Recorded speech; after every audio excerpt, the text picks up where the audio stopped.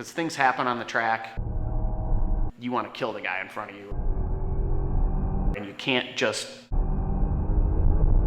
turn into him and hit him. You gotta refocus and, focus on the ultimate goal of getting to the front.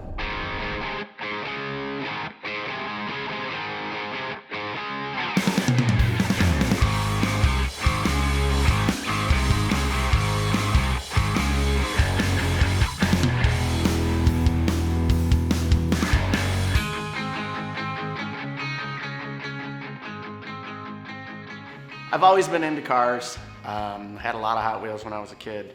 We lived in Indianapolis for a handful of years when I was a little kid, and we went to the Indy 500. We were around the cars in the pits and the garages and stuff like that, so I've always been into cars and racing. Racing was always inside him. He started with a big wheel when he was 3 or 4 years old, racing down the block, and eventually got into bicycles and then maybe motorcycles and go-karts, and he actually worked inside a mechanic shop where different people with exotic cars would come in and he would get a chance to work on them. I went to work for a race shop, bought one of the owner's old race cars, and went racing.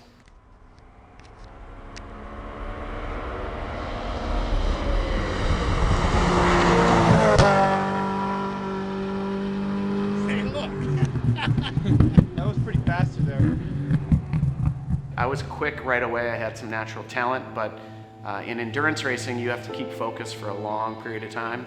People underestimate the amount of risk involved in racing. I mean, you're risking your life every time you step inside that car.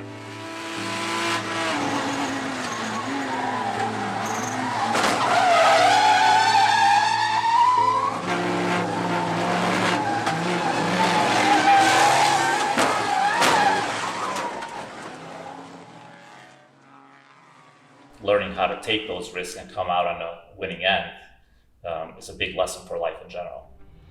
When he initially approached me about getting into better shape, he was out of shape. He needed to be more physically fit. He found that he was getting really tired and exhausted during some of his races.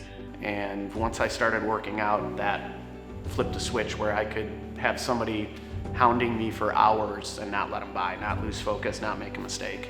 His physical and mental state are interconnected, so through hard work, through getting into better physical shape, it allowed him to be able to focus on his racing a lot better. It was a big challenge for me, and it's something I always loved, and I like the challenge.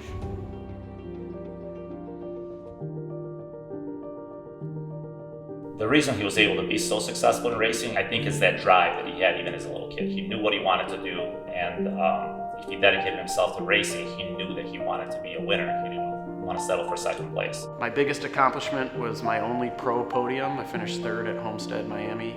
Then at an amateur level, I won the June sprints. I won every race except for the national championship one year. Ron's been a huge influence, not only in racing, but in life. Steve and I took a trip out in Colorado. We were climbing a mountain, actually the biggest mountain, the tallest mountain in Colorado.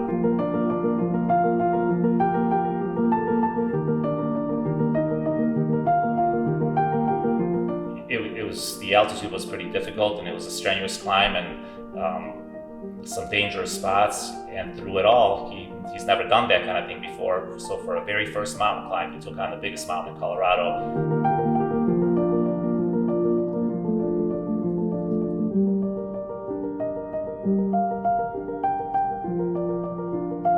Step by step, just managed to complete the whole entire climb, get to the top and back down, with a lot of risks involved again, but never quit, never thought about quitting.